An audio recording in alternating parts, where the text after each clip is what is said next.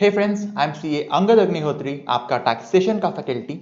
आज हम स्टार्ट करेंगे हमारी टैक्सेशन की जर्नी। और ये बात मैं आपको डे 1 पे क्लैरिफाई कर रहा हूं, ये टैक्सेशन की जर्नी सिर्फ आपके 100 मार्क्स की नहीं है, सिर्फ हमारे स्टडी फेज की नहीं है। ये taxation through out the life हमारे साथ रहने वाला है और ये हमको वो रिकॉग्निशन और वो इनकम दिलाता है जिसके लिए हम इस प्रोफेशनल कोर्स में एनरोल हुए थे।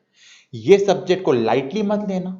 इसे इंटरेस्टिंग कैसे बनाना है, आपके लिए इजी कैसे बनाना है, वो मेरी रिस्पॉन्सिबिलिटी है। पर हां, ये गारंटी मैं आपको दे सकता हूं कि इस पूरे बैच के बाद आपके अंदर वो कॉन्फिडेंस और वो नॉलेज होगी जो इस सब्जेक्ट को अपना करियर बनाने के लिए रिक्वायर्ड है। आपको आज की क्लास खत्म होते होते पता लग जाएगा कि हम कैसे पढ़ने वाले हैं सब्जेक्ट को और कैसे ये सब्जेक्ट जिसमें बहुत कॉन्सेप्ट्स, बहुत सेक्शंस, बहुत सबसेक्शंस, बहुत क्लॉजेस, बहुत कुछ है, वो कितना इजीली हमारे दिमाग में नहीं हमारे दिल में बैठ जाएगा। इस सेशन को आप देखो और आपको खुद पता लगेगा कि कैसे हम लोग ये जर्नी जीने वाले हैं। हम इस सब्जेक्ट को पढ़ेंगे, साथ ही साथ आपको दिखेगा कैसे हम लोग इस जर्नी को जी रहे हैं। चलो बातें नहीं करते, अब स्टार्ट करते हैं सब्जेक्ट। सबसे पहले मैं आपसे पूछना चाहता हूं, बताओ टैक्स कितने तरह का होता है, कितने टाइप्स का होता है टैक्स? सर टैक्स ना, एक होता है इनकम टैक्स, मैंने कहा ठीक है। एक होता है सर जीएसटी, मैंने कहा ठीक है। सर एक कस्टम ड्यूटी भी होती है, जब कुछ इंपोर्ट करते हैं बाहर से तो पे करते हैं, मैंने कहा ठीक है। पर आप तो नाम बता रहे हो टैक्सेस के, मैं आपसे पूछ रहा हूं टाइप्स कितने होते हैं टैक्स के। मतलब सर, मतलब अगर मेरी क्लास में 30 बच्चे बैठे हैं, 20 बॉयज 10 गर्ल्स, मैं आपसे पूछूं क्लास में कितने टाइप के बच्चे हैं, तो आप क्या बोलोगे? Sir 2 type, girls and boys. अगर आप 30 बच्चों के नाम बताने लग जाओ तो आपने नाम बताए, आपने टाइप्स नहीं बताए। और मैं आपसे टैक्स के नेम नहीं पूछ रहा हूं, टाइप्स पूछ रहा हूं। हाँ, अब आपको समझ आया। टैक्स होता है 2 तरह का। कौन कौन से तरह के होते हैं? एक होता है डायरेक्ट टैक्स और एक होता है इनडायरेक्ट टैक्स। अब बात करते हैं क्या होता है डायरेक्ट टैक्स। समझो, आपके फादर या आपकी मदर कहीं जॉब करते होंगे। हाँ सर, जॉब करते हैं। तो जब वो काम करते हैं तो उनका एम्प्लॉयर उनको क्या देता है इन रिटर्न? सर सैलरी देता है। तो आपके फादर या मदर या आपके भाई बहन जो भी जॉब करते हैं वो वहां से इनकम लेके आए। हाँ सर, वो इनकम लेके आए। अब बताओ इनकम किसने अर्न करी? सर मेरे फादर मदर, मेरे ब्रदर सिस्टर ने इनकम अर्न करी। कह सकता हूं इनकम हमने अर्न करी। हाँ जी, मैंने इनकम कमाई, मैंने ही टैक्स गवर्नमेंट को दिया। क्या बोला मैंने ही इनकम कमाई और डायरेक्टली मैंने ही टैक्स गवर्नमेंट को दिया। ये हो गया डायरेक्ट टैक्स। जिस पे बर्डन आया टैक्स पे करने का, उसी ने टैक्स गवर्नमेंट को पे कर दिया। ये हो गया डायरेक्ट टैक्स। समझ आया? हाँ सर, जिसने इनकम कमाई उस पे टैक्स पे करने का बर्डन आया, उसी ने गवर्नमेंट को टैक्स पे कर दिया। ये हो गया डायरेक्ट टैक्स। एग्जाम्पल क्या बना डायरेक्ट टैक्स का? Sir income tax. बिल्कुल, जिसने इनकम अर्न करी उसी ने गवर्नमेंट को टैक्स दे दी। बढ़िया। अब चलते हैं इनडायरेक्ट टैक्स के ऊपर। बता सकते हो इनडायरेक्ट टैक्स क्या होगा? हाँ सर, कह सकते हैं ना। देखो डायरेक्ट में आपने क्या बोला, जिस पे बर्डन आया टैक्स पे करने का उसी ने गवर्नमेंट को पे किया। यानी इनडायरेक्ट टैक्स में क्या होगा? टैक्स पे करने का बर्डन किसी और पे होगा पर गवर्नमेंट को टैक्स कोई और पे कर रहा होगा। क्या बोला मैंने? इनडायरेक्ट टैक्स में क्या होगा? टैक्स को पे करने का बर्डन किसी और पे होगा पर गवर्नमेंट को टैक्स कोई और पे कर रहा होगा। सर एग्जांपल लेके बताओ, ऐसे समझ नहीं आता। चल बताता हूं। ये एक पेन है, मैं ये पेन लेने शॉपकीपर के पास गया। मैंने बोला हे शॉपकीपर, ये पेन कितने का है? उसने बोला सर ये पेन है 50 रुपए का। मैंने कहा ठीक है। मैंने उसको 50 रुपए दिए, उसने मुझे बिल दिया। बिल में पता क्या लिखा हुआ था? बिल में लिखा हुआ था 45 प्लस 5 जीएसटी टोटल 50। शॉपकीपर ने मुझसे 50 रुपए लिए, इसका ब्रेकअप क्या दिया उसने? 45 का पेन एंड 5 का जीएसटी। अब बताओ, मैंने तो 50 रुपए गवर्नमेंट को नहीं, मैंने 50 रुपए शॉपकीपर को दे दिए, मैं पेन लेके आ गया, है ना? हाँ। अब बताओ क्या शॉपकीपर ये पूरे 50 रुपए अपनी जेब में डाल सकता है? अरे नहीं सर, इसमें 5 रुपए का जीएसटी है जो उसको गवर्नमेंट को डिपॉजिट करना पड़ेगा। एग्जैक्टली। अब मैं आपसे पूछना चाहता हूं, मुझे बताओ, ये 5 रुपए का जीएसटी निकला किसकी पॉकेट से अल्टीमेटली? सर मेरी पॉकेट से, मैंने पेन खरीदा, मैंने 5 रुपए का जीएसटी दिया। बिल्कुल, यानी कि टैक्स पे करने का बर्डन मेरे पे था, मैंने चीज खरीदी, मैं जीएसटी पे कर रहा हूं, पर गवर्नमेंट को डिपॉजिट कौन कर रहा है? मैं या मेरे बिहाफ पे वो शॉपकीपर? सर वो शॉपकीपर। ये हो गया इनडायरेक्ट टैक्स। बर्डन मेरा, डिपॉजिट उसने किया। समझ आ गया? और एग्जाम्पल से हमको समझ आ गया कि इनडायरेक्ट टैक्स का एग्जाम्पल क्या है? जीएसटी। क्लियर हो गया? हां सर ये क्लियर हो गया। डायरेक्ट टैक्स एग्जाम्पल क्या था? Income tax. Indirect tax example क्या बना? जीएसटी। Very good. अगला देखते हैं जी। डायरेक्ट टैक्स को बोलते हैं प्रोग्रेसिव टैक्स। ये क्या होता है समझो। आपने सुना होगा, न्यूज में आता रहता है कि 2.5 लाख तक अगर आपकी इनकम 2,50,000 तक है तो कोई टैक्स नहीं है, उसके ऊपर टैक्स लगता है। सुना ना इतना आपने? हाँ सर इतना हमने सुना है। यही होता है इनकम टैक्स का प्रोग्रेसिव का मतलब, कि एज द इनकम इंक्रीजेस, यानी जैसे जैसे आपकी इनकम बढ़ेगी आपका इनकम टैक्स उतना बढ़ेगा। आपको एग्जांपल लेके बताता हूं। हमारा डिपार्टमेंट हमको बोलता है, इनकम टैक्स डिपार्टमेंट, 2.5 लाख तक इनकम है कोई टैक्स मत दो। जैसे इनकम 2.5 लाख से ऊपर जाएगी हम आपसे टैक्स लेंगे 5% के हिसाब से। जैसे ही इनकम 5 लाख के ऊपर जाएगी हम आपसे टैक्स लेंगे 20% के हिसाब से। यानी जैसे इनकम बढ़ रही है टैक्स का रेट बढ़ रहा है। सर कैसे करते हैं कैलकुलेशन? आने वाले चैप्टर में पढ़ने वाले हम लोग, ये तो पढ़ना है हमको पूरे में। ठीक है सर। यानी कि इनकम टैक्स क्या हो गया? प्रोग्रेसिव। जैसे जैसे इनकम बढ़ी वैसे वैसे टैक्स बढ़ा। क्लियर हो गया? हां सर क्लियर हो गया। यानी सर इनडायरेक्ट टैक्स क्या रिग्रेसिव है? देखो प्रोग्रेसिव का उल्टा क्या होता है? रिग्रेसिव। प्रोग्रेसिव क्या था? इनकम बढ़ी टैक्स बढ़ेगा। तो रिग्रेसिव का मतलब क्या होता है? इनकम बढ़ी टैक्स कम होगा। मैं इनडायरेक्ट टैक्स को रिग्रेसिव नहीं बोलता, मैं क्या बोलता हूं? Indirect tax can not be progressive tax. मतलब मैंने बोला इनडायरेक्ट टैक्स रिग्रेसिव नहीं है पर वो प्रोग्रेसिव भी नहीं है। मतलब सर, मतलब देखो इसी एग्जांपल को लेते हैं। 50 रुपए का पेन लेने एक आम आदमी जाए तब भी कितना जीएसटी पे कर रहा है वो? सर 5 रुपए का। यही पेन लेने विराट कोहली जाए वो भी कितना जीएसटी पे करेगा? 5 रुपए। यानी कि बंदे की इनकम से उसके जीएसटी यानी कि इनडायरेक्ट टैक्स पे फर्क ही नहीं पड़ रहा है। मैं लेने जाऊं या शाहरुख खान लेने जाए या अमिताभ बच्चन लेने जाए या एमएस धोनी लेने जाए, जीएसटी तो सेम लेंगे ना सबसे। अरे हां सर, यानी कि इनकम से आपके इनडायरेक्ट टैक्स पे फर्क ही नहीं पड़ता। जब फर्क ही नहीं पड़ता तो किस बात का प्रोग्रेसिव या किस बात का रिग्रेसिव?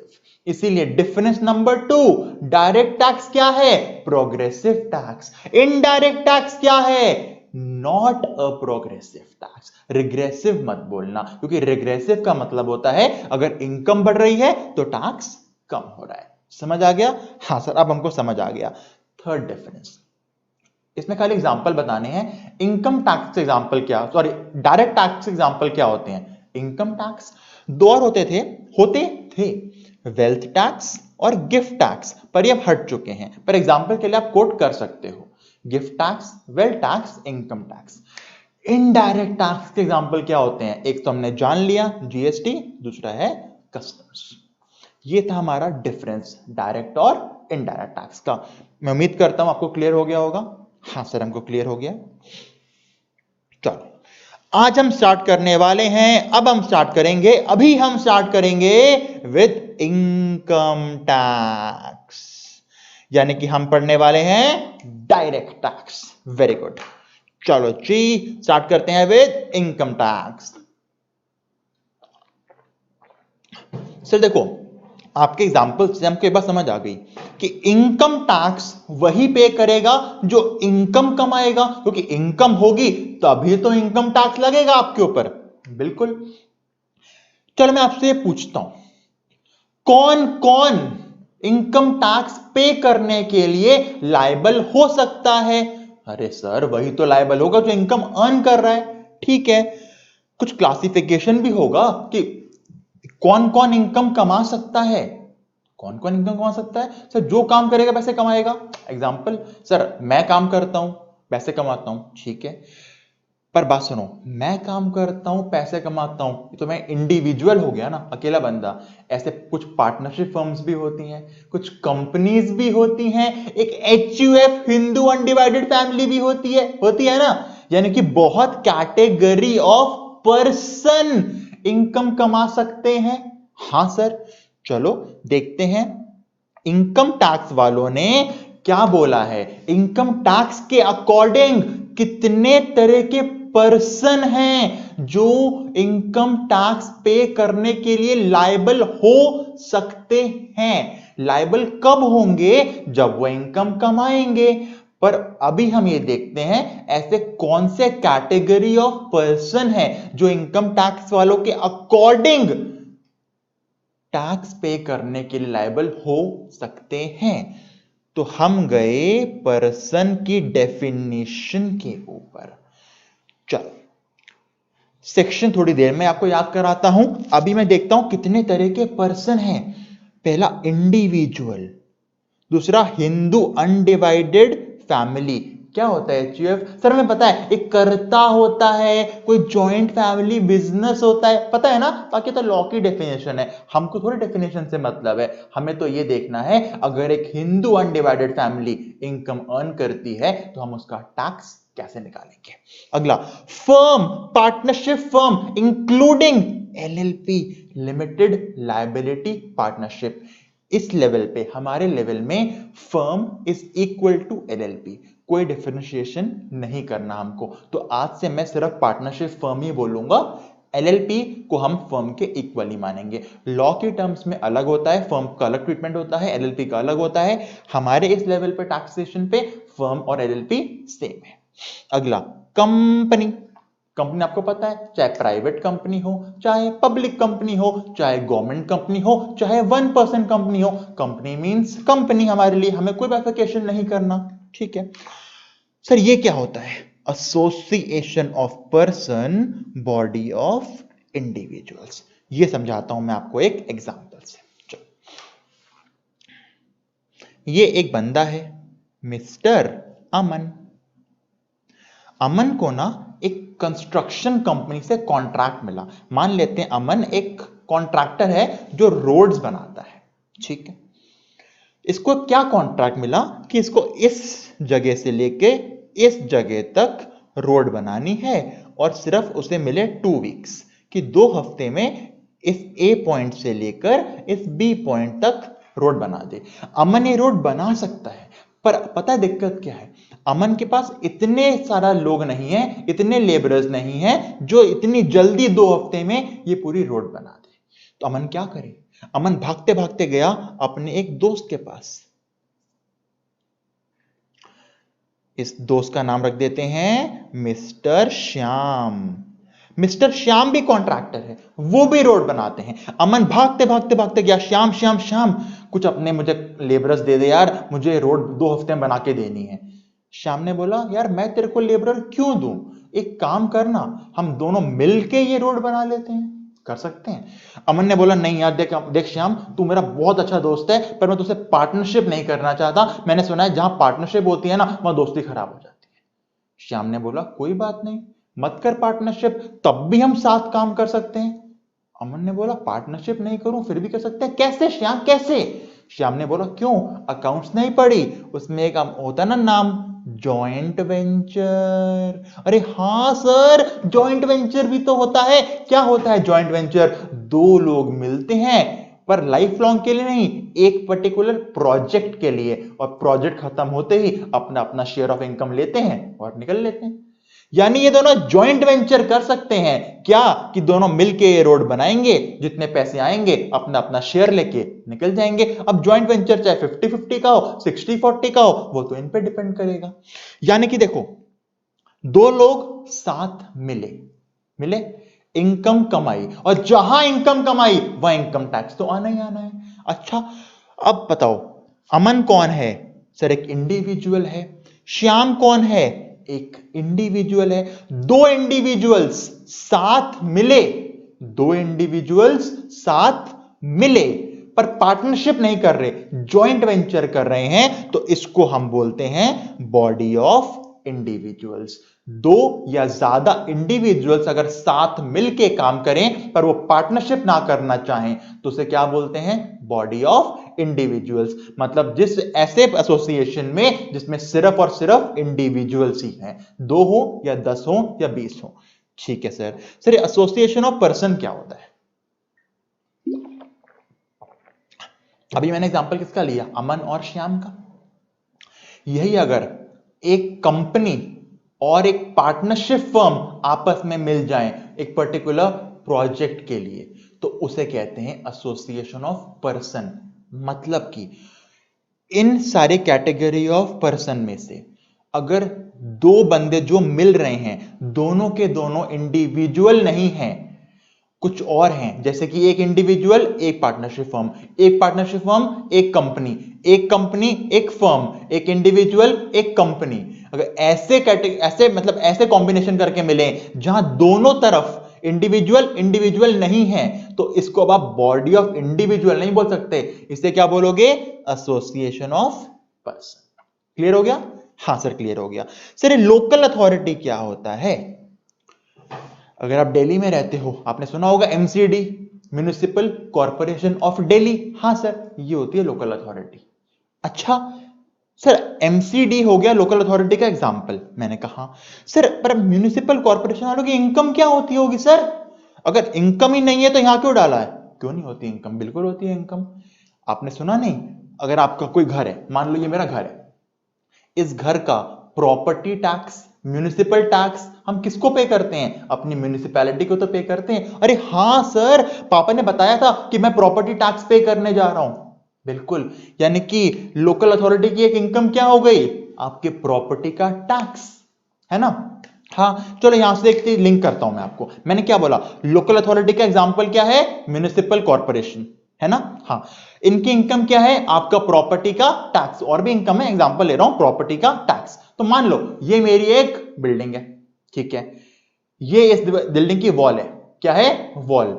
अगर मैं आपको बोलूं इस वॉल का टैक्स किसके पास?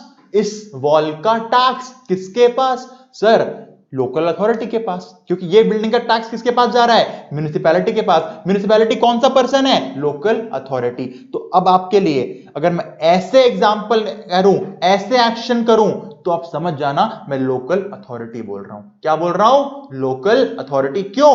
इसका टैक्स कहां जा रहा है? लोकल अथॉरिटी के पास।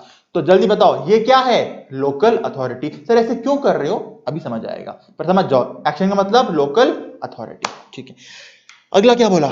Every artificial juridical person not falling with in any of the sub clauses. मतलब जो ऊपर कहीं नहीं आया, बाकी सारे चले गए एंड में। सर कौन से बच गए? क्यों? ट्रस्ट। हमारे इंस्टीट्यूट्स सीए, सीएस, सीएमए, मतलब आईसीएआई, आईसीएसआई, आईसीएमएआई कहां गए? यहां गए। समझ आ गया? हाँ सर समझ आ गया हमको। कितने तरह के पर्सन हुए? सर 1 2 3 4 5 6 7, सर 7 कैटेगरी के पर्सन हुए as per the income tax department. 7 कौन कौन से हुए बेटा?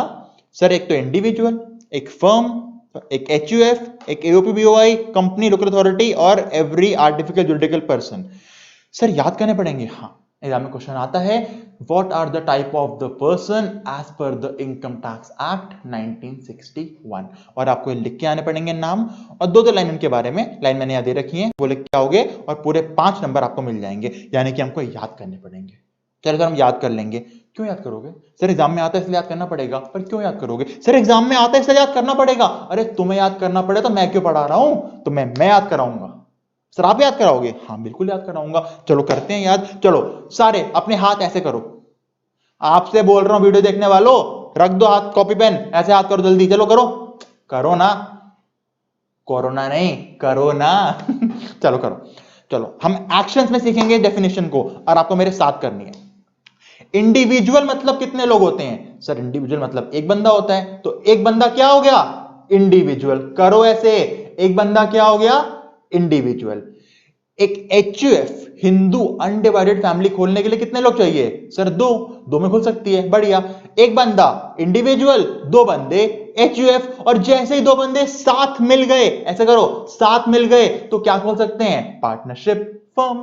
अरे वाह सर, 3 तो एक्शंस में हो गए, वेरी गुड। एक बंदा इंडिविजुअल, दो बंदे HUF, साथ मिल गए तो पार्टनरशिप फर्म। कर लो बेटा कर लो, तुम्हारे लिए करा रहा हूं, मुझे तो आती है, मैं तो बन चुका हूं सीए। एक बंदा इंडिविजुअल, दो बंदे HUF, साथ मिल गए पार्टनरशिप फर्म। ठीक है। कंपनी का हमने एक फीचर पढ़ा था फाउंडेशन में, फाउंडेशन लेवल पे। क्या था फीचर? कि कंपनी होती है गोइंग कंसर्न, कंपनी अमर है, कंपनी कहीं नहीं मरेगी। याद है गोइंग कंसर्न? हाँ सर याद है। तो गोइंग कंसर्न को कैसे लाएं एक्शंस में? Company going going going going going going going going going going, ये क्या हो गया? Going concern. यानी ये क्या इंडिकेट कर रहा है? कंपनी को। अरे वाह सर, एक बंदा इंडिविजुअल, दो बंदे HUF, साथ मिल गए तो फर्म। ये क्या है? कंपनी। देखो अब एसोसिएशन ऑफ पर्सन और बॉडी ऑफ इंडिविजुअल में हम ध्यान देंगे सिर्फ एक वर्ड पे। किस वर्ड पे ध्यान देंगे? सिर्फ इस वर्ड पे, बॉडी पे।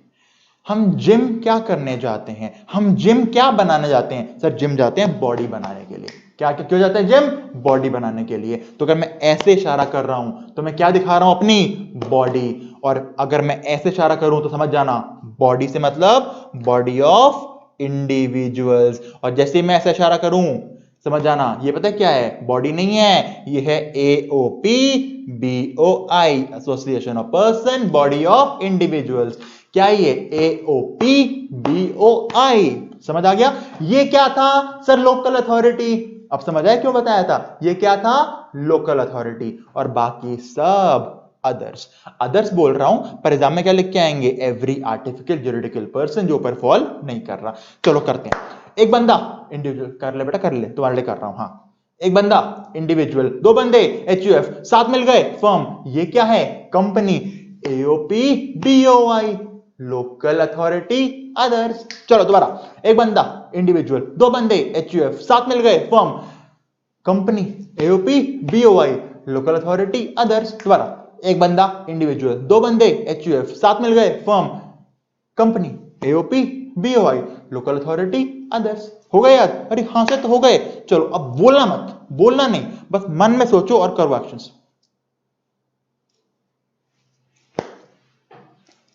सर पागल लगेंगे? हाँ लगने दो पागल, अगले बंदे को तुम्हें बोलने दो। अबे क्या कर रहा है, पागल हो गया क्या? हाँ लगने दो, उसे क्या पता तुमने 5 नंबर पक्के कर रहा है बच्चे, 5 नंबर एग्जाम में आएगा। समझ आ गया? जल्दी से चलो एक लास्ट टाइम करते हैं, फिर आप प्रैक्टिस करना। Individual HUF, firm, company, AOP BOI, local authority others.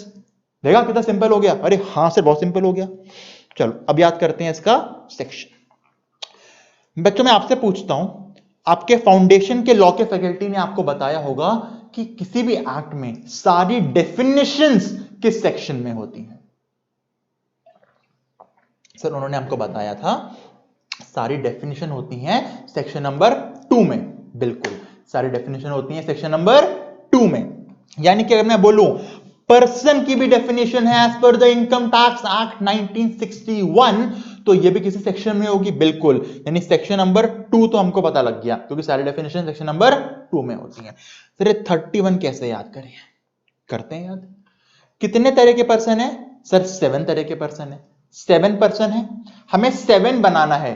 7 बनाना है, कैसे बनेगा 7? सिंपल, 2 into 3 + 1, 2 into 3 6 + 1 7, बन गया 231 पर्सन का सेक्शन। अरे हाँ सर 7 तरह के पर्सन, 7 कैसे बनता है? 2 into 3 + 1 231, तो 231 क्या हुआ? पर्सन का सेक्शन। क्लियर? अरे बहुत क्लियर सर, समझ आ गया। कितने तरह के पर्सन? 7, सेक्शन क्या बना? 2 सबसेक्शन 31। याद रहेगा? बिल्कुल याद रहेगा सर, बिल्कुल कोई दिक्कत नहीं सर, वेरी गुड।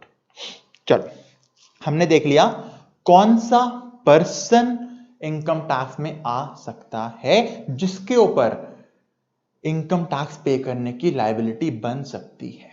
चलो ये तो हमने जान लिए 7 तरह के पर्सन, ठीक है, सेक्शन में याद कर लिया 231। अब एक बात बताओ, इंडिविजुअल मतलब कौन था? एक अकेला बंदा। एक बच्चा जैसे ही पैदा हुआ, जैसे बच्चा पैदा हुआ वो इंडिविजुअल तो बन गया। हाँ इंडिविजुअल बन गया, पर क्या छोटा सा बच्चा इनकम कमाता है? नहीं सर, इनकम तो नहीं कमाता। यानी कि वो इंडिविजुअल तो है पर वो टैक्स पे करने के लिए भी लायबल नहीं है ना? हाँ सर, भी लायबल नहीं है। यानी कि सर पर्सन तो बन गया पर इनकम टैक्स नहीं आया उसके ऊपर। मैंने कहा सर देखो, आपने बोला बच्चा इंडिविजुअल है, मैंने कहा पर वो टैक्स पे नहीं कर रहा। मैंने कहा हाँ नहीं, क्यों? क्योंकि उसकी इनकम नहीं है।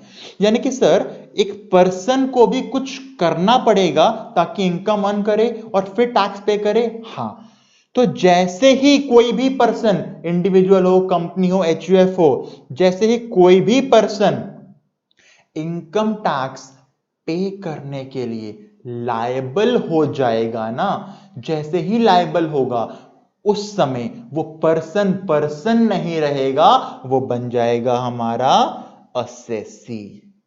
क्या बन जाएगा? असेसी। यानी कि असेसी कौन है? असेसी वो पर्सन है जिसके ऊपर इनकम टैक्स पे करने की लायबिलिटी आ गई। एसएससी कौन है? असेसी वो पर्सन है जिसके ऊपर इनकम टैक्स पे करने की लायबिलिटी आ गई। ओके सर, यानी कि सबसे पहले क्या बनोगे आप? पर्सन। पर्सन बनते ही टैक्स पे नहीं करना, पर्सन पहले बनेगा असेसी। और असेसी कब बनेगा? जैसे ही पर्सन ने इनकम कमाई, उसके ऊपर टैक्स पे करने की लायबिलिटी आई। अब वो पर्सन नहीं रहा, वो क्या बन गया? असेसी। तो मैं आपसे दो बातें पूछता हूं, दो स्टेटमेंट बोलता हूं, बताना ट्रू या फॉल्स।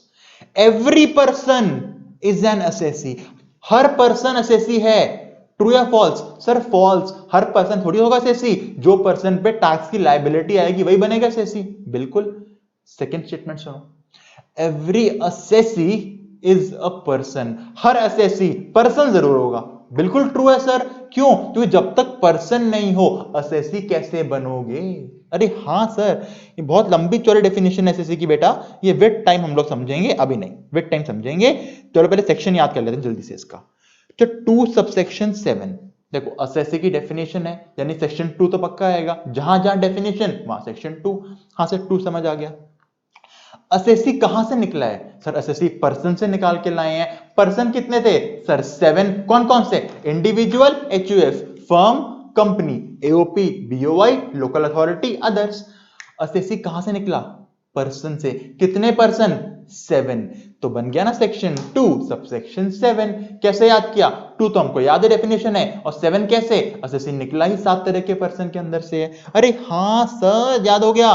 पर्सन का सेक्शन क्या था? 231। कैसे याद किया? 2 × 3 + 1, क्योंकि 7 तरह के पर्सन बनाने थे।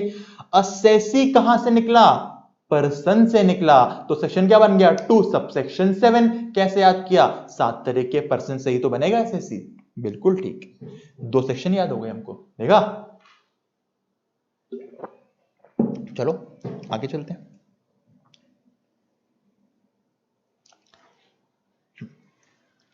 बेटा ये क्या होता है? ईयर। सर साल। पता है हमको साल। अच्छा पता है, तो बताओ कितने तरह के साल होते हैं? कितने तरह के साल होते हैं मतलब कितने तरह के साल हो सकते हैं? अरे सर, एक होता है मेरा कैलेंडर ईयर, एक होता है मेरा फाइनेंशियल ईयर। पता है ना अकाउंट्स में आपको, एक कैलेंडर ईयर होता है, एक फाइनेंशियल ईयर होता है। नहीं पता तो बता दूं, कैलेंडर ईयर स्टार्ट होता है 1 जनवरी को, खत्म होता है 31 दिसंबर को। फाइनेंशियल ईयर डिपेंड करता है, इंडिया में फॉलो करते हैं 1 अप्रैल को शुरू होता है, 31 मार्च को कंप्लीट होता है। पता है? इनकम टैक्स पढ़ने का छोटा सा प्यारा सा रूल सुन लो बच्चे, ये दोनों ही नहीं एग्जिस्ट करते हमारे लिए। हैं? दोनों नहीं करते? नहीं, इनकम टैक्स नए कैटेगरी ऑफ साल लेके आया आपके लिए, नए साल। अच्छा कौन कौन से सर? एक होता है प्रीवियस ईयर। क्या सर? Previous year. हाँ, प्रीवियस ईयर क्या होता है चलो जानते हैं। अच्छा बताओ, इनकम टैक्स की बात कर रहा हूं मैं, ठीक है? Income tax. तो अगर मैं आपसे पूछूं पहले इनकम कमाओगे उसके बाद टैक्स पे करोगे, या पहले टैक्स पे कर दोगे फिर इनकम कमाओगे? सर पहले इनकम कमाएंगे फिर तो टैक्स पे करेंगे। बिल्कुल। तो जिस साल आप इनकम कमाओगे, जिस साल इनकम कमाओगे उस साल को नाम दे दिया इनकम टैक्स ने प्रीवियस ईयर। यानी प्रीवियस ईयर क्या हुआ, previous year is the year in which income is earned, यानी प्रीवियस ईयर में क्या करोगे, इनकम को कमाओगे। और ये पूरा साल चलेगा बेटा आपका 1/4/2019। सर 2019 क्यों, क्योंकि हमारे एग्जाम के लिए हमारा प्रीवियस ईयर हमारे इंस्टीट्यूट ने डिफाइन कर दिया है, कौन सा, 1920। मतलब डिफाइन कर दिया मतलब सर, मतलब बेटा हमारे एग्जाम में जो क्वेश्चन आएगा ना इनकम टैक्स निकालने के लिए, वो इसी ड्यूरेशन का आएगा, 1/4/19 से लेकर 31 मार्च 20 का, जिसको हम शॉर्ट फॉर्म में क्या बोलते हैं, 1920। यानी कि हमें एग्जाम में जो क्वेश्चन सॉल्व करके इनकम टैक्स निकालना होगा ना, उस क्वेश्चन में इनकम कौन सी होगी, जो इस साल हमने अर्न करी होगी। यहां से आपको एक इंडिकेशन मिल जाएगा, अगर क्वेश्चन में कोई इनकम 1 अप्रैल 19 से पहले की है, मतलब मार्च 19 की है या 2018 की है, उससे इग्नोर कर देना। हमारे एग्जाम, हमारे अटेम्प्ट के लिए वो इररिलेवेंट है, क्योंकि हमारे इंस्टीट्यूट ने हमारा प्रीवियस ईयर ब्लॉक कर दिया है, कौन सा, 1920। यानी हमें इसके बीच रहना है। यहां जो इनकम कमाई वो हमारे काम की है, उस पर हम टैक्स निकालना सीखेंगे। पर कोई इनकम अगर इस साल के बाद निकाली है या इसके पहले निकाली है, उसे हम कर देंगे ignore. Clear, clear sir. Previous year क्या होता है, वो साल जब इनकम कमा के लाते हैं, और हमारे एग्जाम के लिए कौन सा प्रीवियस ईयर है, 1920। सर कोई सेक्शन भी है इसका, हाँ सेक्शन है। अभी तक कितने सेक्शन पढ़ चुके हैं सर, 231 और 27, 2 पढ़े हैं। हाँ सर, 2 के बाद क्या आता है, 2 के बाद 3 आता है, तो प्रीवियस ईयर का सेक्शन हो गया 3। अरे हाँ, सेक्शन हो गया 3, वेरी गुड, समझ आ गया सर। 2 सबसेक्शन 7 था एसएससी का, 231 था पर्सन का, और 3 हो गया प्रीवियस ईयर का। कैसे याद किया, 2 के बाद आया 3। सर प्रीवियस ईयर में हमने इनकम अर्न कर ली, मान लिया जिस साल इनकम अर्न करी उसको नाम दे दिया प्रीवियस ईयर। सर टैक्स कब पे करते हैं, अब एक आता है असेसमेंट ईयर,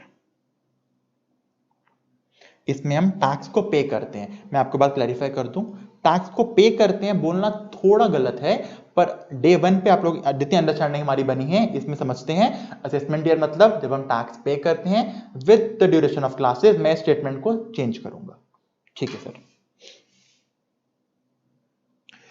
कब खत्म हुआ प्रीवियस ईयर, सर 31 मार्च 20 को खत्म हो गया प्रीवियस ईयर। जैसे ही खत्म हुआ प्रीवियस ईयर, हमारा स्टार्ट हो जाएगा असेसमेंट ईयर, जो कि होगा फिर से 1 साल का, 31/3/21 तक जाएगा। प्रीवियस ईयर में आपने पैसे कमाए, असेसमेंट ईयर में क्या करोगे, टैक्स पे करोगे। यानी यहां जो पैसे कमाए यहां पे उसका टैक्स पे होगा। प्रीवियस ईयर में कमाओ, असेसमेंट ईयर में पे ऑफ कर दो। Clear, clear. मैं फिर आपको कह दूं, कुछ टाइम के बाद मैं स्टेटमेंट को थोड़ा मॉडिफाई करूंगा। अभी के लिए आप समझ लो, प्रीवियस ईयर में कमाए, असेसमेंट ईयर में पे कर दिया। ठीक है, ठीक है सर, समझ आ गया हमको। हमारे एग्जाम के लिए प्रीवियस ईयर कौन सा है, 1920, जो कब शुरू होगा, 1 अप्रैल 19 को, कब खत्म होगा, 31 मार्च 20 को। ऐसे ही हमारे एग्जाम के लिए असेसमेंट ईयर कौन सा हो गया, 2021, फिक्स कर दिया हमारे एग्जाम के लिए। ठीक है सर, हमको समझ आ गया। सर असेसमेंट ईयर का भी सेक्शन है क्या, हाँ, 2 सबसेक्शन 9, ये आपको याद करना पड़ेगा, 2 सबसेक्शन 9, और याद हमको हो जाएगा आराम से। ठीक है सर।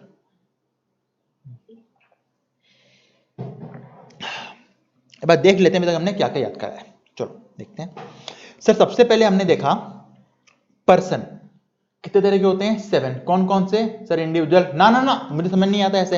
अगर आप बोलोगे इंडिविजुअल एचयूएफ, मैं क्या बोलूंगा, वाह वाह वाह, क्या बोलूंगा, वाह वाह वाह। एक्शन से बताओ, इंडिविजुअल एचयूएफ। तुम कर क्यों नहीं रहे बेटा, हाँ भाई येलो शर्ट क्यों नहीं कर रहा, सर आपको कैसे पता येलो शर्ट है मेरी, पता है, चल जल्दी कर। Individual HUF, firm, company, AOP, BOI, local authority, others. ये क्या आते हैं आपके पर्सन। सेक्शन क्या आता, 231। कैसे याद किया, 2 × 3 + 1। फिर हम गए असेसी के ऊपर। असेसी कौन, असेसी मतलब वो पर्सन जिस पे इनकम टैक्स की लायबिलिटी आ गई। सेक्शन क्या आता, 2 सबसेक्शन 7। कैसे याद किया, सर पर्सन, असेसी निकला है 7 तरह के पर्सन से, तो 2 सबसेक्शन 7। प्रीवियस ईयर क्या होता है, सर प्रीवियस ईयर मतलब वो साल जब इनकम को अर्न करते हैं। Very good. सेक्शन क्या आता था, 2 के बाद आया 3, प्रीवियस ईयर का सेक्शन 3। टैक्स कब पे करते हैं सर? असेसमेंट ईयर में पे करते हैं। असेसमेंट ईयर का सेक्शन क्या आता? 2 सबसेक्शन 9। ठीक है, एक बात और जान लो। क्या सर? जैसे कि हमने पढ़ा था सेक्शन 2 क्या बताता है? डेफिनेशंस को। ऐसे ही हर एक्ट का, हर एक्ट, सिर्फ इनकम टैक्स एक्ट नहीं, कोई भी एक्ट हो, उसका सेक्शन नंबर 1 पता है क्या बताता है? उस एक्ट की एप्लीकेबिलिटी, कि आखिरकार वो एक्ट एप्लीकेबल कहां है भैया, कहां लगेगा, किस रीजन पे, किस कंट्री, किस एरिया, कहां लगेगा। तो हमारे इनकम टैक्स एक्ट 1961 के सेक्शन नंबर 1 ने भी बताया कि इनकम टैक्स एक्ट कहां लगेगा, और पता है कहां लगेगा? Whole of India.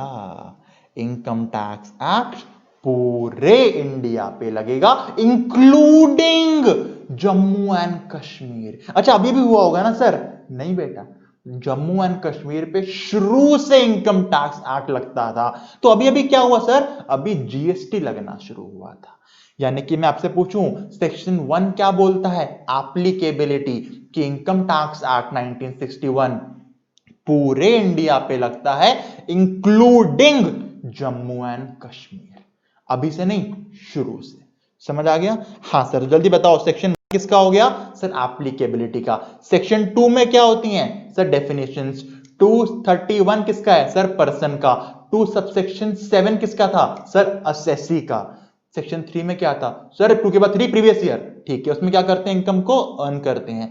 टैक्स कब पे करते हैं? असेसमेंट ईयर में। सेक्शन क्या था? 2 सबसेक्शन 9। चलो, बहुत बढ़िया सर। आपने हमको बताया, हम पढ़ रहे हैं इनकम टैक्स। मैंने कहा इनकम टैक्स बनता है 2 वर्ड से, इनकम और टैक्स। 2 से बनता है, इनकम और टैक्स। हमने टैक्स तो पढ़ लिया, डायरेक्ट होता है, इनडायरेक्ट होता है। इनकम क्या होती है सर? किस किस इनकम पे टैक्स आ सकता है सर? चलो बताता हूं। देखो, किस किस इनकम पे टैक्स आ सकता है।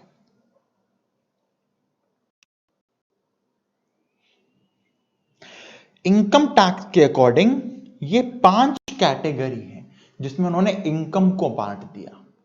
टैक्स को कितनी कैटेगरी में बांटा था? 2 में, डायरेक्ट और इनडायरेक्ट। ऐसे इनकम टैक्स पढ़ते हुए इनकम को 5 कैटेगरी में बांट दिया।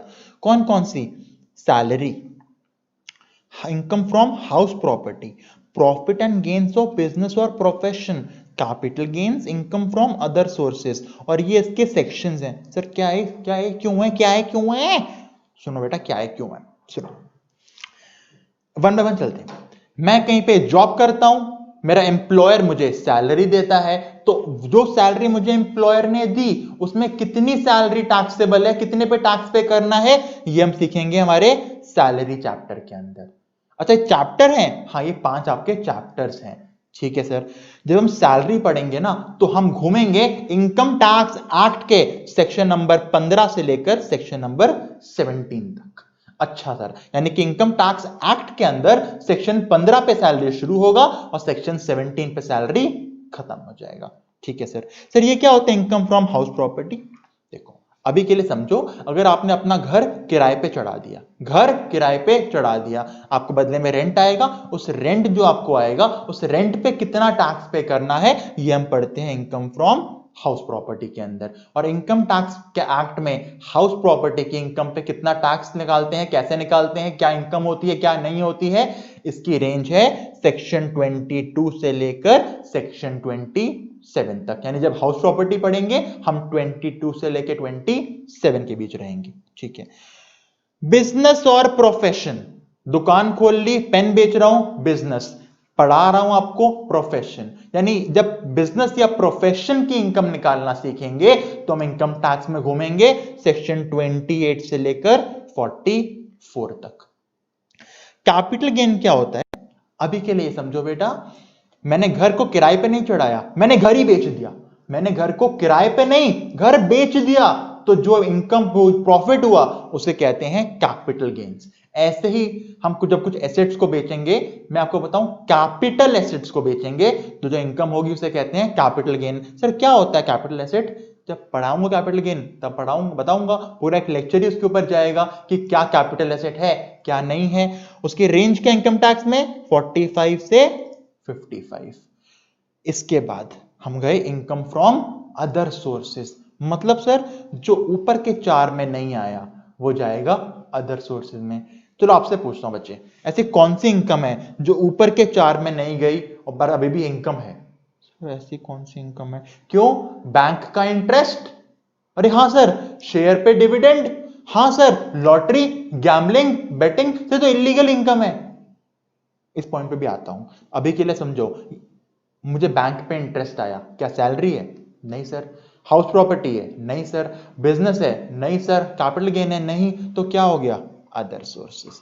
यानी कि जो इनकम उन 4 कैटेगरी में नहीं गई वो कहां जाएगी? अदर सोर्सेस के अंदर। और अदर सोर्सेस पढ़ते हुए हमारी रेंज क्या बनती है?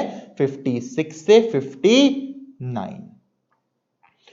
मैंने आपको सिर्फ बहुत बेसिक बताया, ये तो पूरे पूरे चैप्टर्स है हमारे, और ये 5 चैप्टर्स ही ना हमारे पूरे सिलेबस का 70% टाइम लेके जाएंगे। सर 70%? हाँ, यही तो इनकम टैक्स है कि इनकम कैसे निकालोगे, यही तो इनकम निकालनी है हमको यहाँ पे। बाकी अगर ये 5 हेड्स हाथ में आ गए, बाकी कोर्स तो चुनना मुन्ना सा है, 30% कोर्स है सिर्फ। अरे वाह सर। चलो मैं आपको याद कराता हूं ये सेक्शन रेंज के साथ साथ। चलो एक बार मुझे बताओ, देख देख के बताओगे ऑफ कोर्स, सैलरी की रेंज क्या है? सेक्शन रेंज सर, सैलरी की रेंज है 15 से लेकर 17 तक। हाउस प्रॉपर्टी की रेंज क्या है? साथ में देख के बोलो बच्चे, बोलना है, मैं तो बोल रहा हूं तब भी बोलोगे। हाउस प्रॉपर्टी की रेंज क्या है? 22 से 27 तक। क्यों नहीं बोल रहे बच्चे? बोल लो, तुम्हारे लिए याद करा रहा हूं। पीजीबीपी सर, पीजीबीपी मतलब profits and gains of business और प्रोफेशन को शॉर्ट फॉर्म में क्या बोलते हैं? PGBP. Profits and gains of business और प्रोफेशन को शॉर्ट फॉर्म में क्या बोलते हैं? पीजीबीपी। पबजी नहीं, पीजीबीपी। हाँ, उसके बाद कैपिटल गेन की रेंज क्या है? 45 से 55। अदर सोर्स की रेंज क्या है? 56 से 59। सर एक बात देखी मैंने कहा बोलो सर, जो जहां खत्म हो रहा है अगला वहां से शुरू हो रहा है। 27, 28, 44, 45, 55, 56। क्योंकि एक्ट बना ही इस ऑर्डर में है कि जहां जो सेक्शन खत्म हुआ अगला चैप्टर वहां से शुरू होगा। सर यहां पे क्या हुआ? 18, 19, 20, 21 ये कहां गायब हो गए? ये चेन क्यों टूट गई?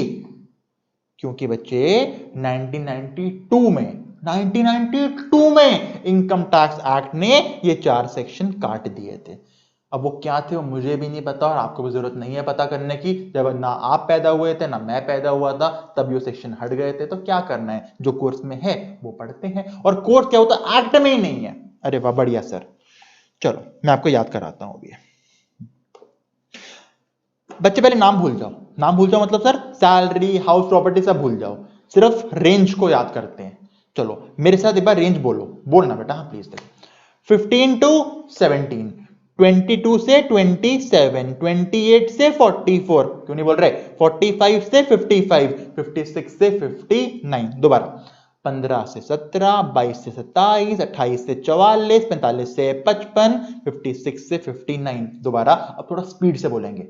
क्या बोलेंगे? स्पीड से।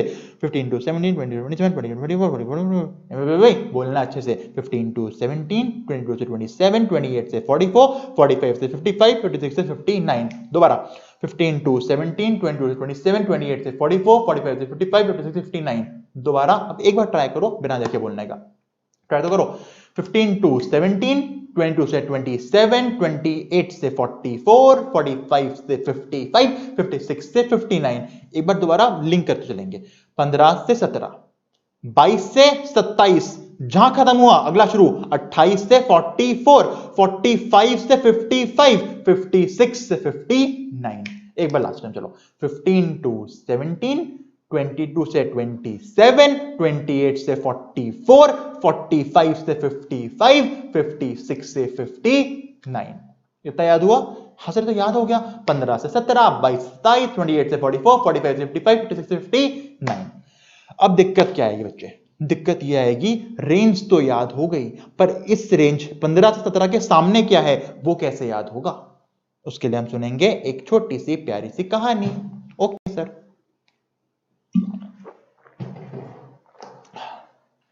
मान लो एक बच्चा है, इसका नाम है Rahul. Hi Rahul. Hello sir. Rahul, मान लो ये बच्चा ऑर्फन है, इसका कोई नहीं है दुनिया में, ठीक है सर। एक दिन बच्चा गांव से शहर पे आ गया। कहां आ गया बेटा? सिटी में आया। बताओ राहुल गांव से सिटी में क्यों आया होगा? सर पैसे कमाने आया होगा। बिल्कुल। जब बंदा पैसे कमाने आया ना, उसको ऑप्शन पता क्या देखे? सर खास पढ़ा लिखा था नहीं, तो ये चला गया एक रेस्टोरेंट पे। कहां चला गया बेटा? एक रेस्टोरेंट पे, ढाबे पे चला गया और यहां पे इसने जॉब ज्वाइन कर ली एक वेटर की। ठीक है सर, तो राहुल बन गया वेटर ढाबे पे। ठीक है, जब ढाबे पे ऐसा वेटर जॉब करेगा, फ्री में करेगा या सैलरी मिलेगी? सर ऑफ कोर्स सैलरी मिलेगी। ठीक है, लो जी, बंदे को क्या मिल रही है वहां से? सर इसको सैलरी मिल रही है, यानी ये इनकम के पहले हेड तक पहुंच गया, सैलरी तक। बिल्कुल ठीक सर। चलो ठीक है, जब बंदा सैलरी इनकम अर्न कर रहा था, हमारी एज अ ह्यूमन कितनी नीड्स होती हैं? सर रोटी, कपड़ा और मकान। कपड़े कुछ तो पहने ही थे राहुल ने जब गांव से शहर आया था, रोटी ढाबे पे मिल जाती थी उसको, अब उसको मकान चाहिए था। अब बताओ छोटा सा वेटर क्या घर खरीद सकता है? नहीं सर, किराए पे तो ऑफ कोर्स लेगा। बिल्कुल, तो राहुल ने क्या किया? राहुल ने ये घर किराए पे ले लिया, रेंट पे ले लिया। जैसे ही घर रेंट पे लिया, राहुल को तो नहीं, पर उस लैंडलॉर्ड की तो इनकम हो रही है रेंट की। हाँ सर, और घर की रेंट जब मिलता है कौन सी इनकम होती है? सर हाउस प्रॉपर्टी की इनकम होती है। कहानी समझ आ रही है? राहुल गांव से शहर आया जॉब करने के लिए, ढाबे पे जॉब ज्वाइन कर ली। क्या मिली? सैलरी। कई जगह चाहिए थी रहने की, उसने जगह पे रहने लग गया, जहां रहने लगा उसको किराया दिया, तो जैसे किराया दिया उस बंदे कौन सी इनकम हो गई? हाउस प्रॉपर्टी की इनकम हो गई। कुछ साल बीते, अब तक राहुल ने सेविंग्स करके ना कुछ पैसे जमा कर लिए थे। अब राहुल को लगा यार बहुत इतने पैसे अर्न हो गए हैं मेरे पास, इतनी सेविंग्स हो गई हैं कि मुझे वेटर वाला काम नहीं करना पड़ेगा। तो राहुल ने पता है क्या किया? राहुल ने अपना ढाबा खोल दिया। क्या खोल दिया? अपना ढाबा खोल दिया। और जब अपना ढाबा खोला और वहां पे पैसे कमाए, तो बताओ क्या ये सैलरी है? नहीं सर, उसका बिजनेस बन गया अब तो। और जैसे ही बिजनेस बन गया, उसकी आने वाली इनकम कौन सी हो गई? पबजी नहीं, पीजीबीपी। समझ आ रहा है? ऐसे बंदा ग्रो करता है, पहले कहीं जॉब करता है, वहां से कैपिटल जमा करता है और अपना बिजनेस स्टार्ट कर लेता है। यानी राहुल की स्टोरी में हम लोग अपनी स्टोरी लिंक कर पा रहे हैं? अरे हाँ सर, लिंक कर पा रहे हैं हम लोग, बहुत बढ़िया। कुछ दिन ढाबा चला और इतना चला कि बहुत पैसे आ गए भाई के पास, और भाई के पास इतने पैसे आ गए तो भाई को लगा मेरी एक नीड और है, रोटी कपड़ा और मकान के बाद मेरी एक और नीड है। तो राहुल ने पता है क्या किया? राहुल ने शादी कर ली। चलो राहुल ने शादी कर ली, ये आ गई मिसेज राहुल। इसका नाम रख देते हैं चलो जल्दी से हम लोग, रजनी। चलो राहुल ने शादी कर ली किसी रजनी से। ठीक है जी, चलो राहुल की शादी हो गई रजनी से। अब बताओ शादी हो गई तो कुछ सालों बाद क्या होंगे? छोटे राहुल छोटे रजनी होंगे ना, इतना कैपेबल तो हमारा राहुल हो गई। ठीक है जी, चलो ये छोटे चुन्ने मुन्ने राहुल और रजनी आ गए। बस सर, बस सर, कितने बच्चे करोगे इनके? ठीक है, राहुल रजनी के 4 बच्चे हो गए। अब बताओ, एक राहुल एक रजनी 4 बच्चे, अब ये सारे लोग क्या छोटे से किराए के घर में रह पाएंगे? नहीं सर, अब तो उन्हें बड़ा घर लेना पड़ेगा। बिल्कुल, बड़ा घर लेने के लिए पैसे चाहिए होते हैं। तो राहुल और रजनी ने अपने ढाबे वाले बिजनेस से जो पैसे कमाए थे और जो सेविंग की थी, उसमें ज्वेलरी थी, ज्वेलरी वगैरह बेची और बाकी लोन वोन लेके अपना एक बड़ा सा घर ले लिया। ठीक है सर, बड़ा सा घर ले लिया। अब बताओ, जैसे ही ज्वेलरी बेची घर लेने के लिए, ज्वेलरी क्या है? कैपिटल एसेट है, ये हम पढ़ेंगे कैपिटल गेन्स के अंदर। पर जैसे ही ज्वेलरी बेची, क्या हो गया? Capital gains. समझ आ रहा है लिंकेज? पहले राहुल आया था गांव से शहर जॉब करने के लिए, ढाबे पे जॉब करी, सैलरी मिली, फिर उसने एक घर किराए पे ढूंढा, तो ओनर की क्या हो गई? हाउस प्रॉपर्टी की इनकम हो गई। कुछ सालों बाद सेविंग से राहुल ने अपना बिजनेस, अपना ढाबा खोल लिया। जैसे ही ढाबा खोला, अब राहुल सैलरी अर्न कर रहा है, पीजीबीपी, अब पीजीबीपी अर्न कर रहा है। कुछ टाइम के बाद जब बड़ा घर लेना था, उसने ज्वेलरी बेची और घर खरीदा। ज्वेलरी बेचते ही क्या हुआ? कैपिटल गेन हुआ। समझ आया? कुछ साल बीतते गए, अब देखो, जब इतनी इनकम आ रखी है तो बैंक पे इंटरेस्ट, बैंक पैसे जमा किए होंगे उस पे इंटरेस्ट आ रहा होगा, बिल्कुल सर। एफडी कराई होगी, एफडी पे इंटरेस्ट आ रहा होगा। कुछ कंपनी के शेयर ले रखे होंगे, शेयर पे डिविडेंड आ रहा होगा। राहुल के 4 बच्चे सट्टा लगाते हैं, गंदे बच्चे सट्टा लगाते हैं, गैम्बलिंग करते हैं। कौन सी इनकम हो रही है? Bank interest, gambling, dividend. कौन सी इनकम है सर? ये होगी सारी अदर सोर्सेस। पहले बता दूं, मेरे सारे एग्जांपल काल्पनिक हैं, रियल लाइफ से लिंक मत करना, ठीक है सर। अदर सोर्सेस, यानी कि ये थी राहुल की जर्नी जो 5 हेड से होके निकली। सबसे पहले बताओ कौन सी इनकम हुई इस कहानी में? Sir salary. उसके बाद सर घर किराए पे, हाउस प्रॉपर्टी। उसके बाद सर अपना ढाबा खोल लिया, पीजीबीपी। उसके बाद सर ज्वेलरी बेची, घर खरीदा, कैपिटल गेन। और लास्ट में क्या हुआ? Other sources. समझ आ गया? हाँ सर, वेरी गुड। तो बताओ एक बार रेंज क्या थी? सर रेंज थी हमारी 15 से 17, 22 से 27, 28 से 44, 45 से 55, 56 से 59। समझ आ गया? हाँ सर। चलो अब कहानी को याद करते हैं, रेंज में डालते हैं। पहली रेंज क्या थी? सर 15 से 17। कहानी में पहली इनकम कौन सी? Sir salary. तो सैलरी रेंज 15 से 17। अगली रेंज क्या थी? सर 22 से 27। अगली इनकम कौन सी कहानी में? सर हाउस प्रॉपर्टी की। तो हाउस प्रॉपर्टी 22 से 27। अगली कौन सी इनकम थी? सर ढाबा खोल लिया, पीजीबीपी।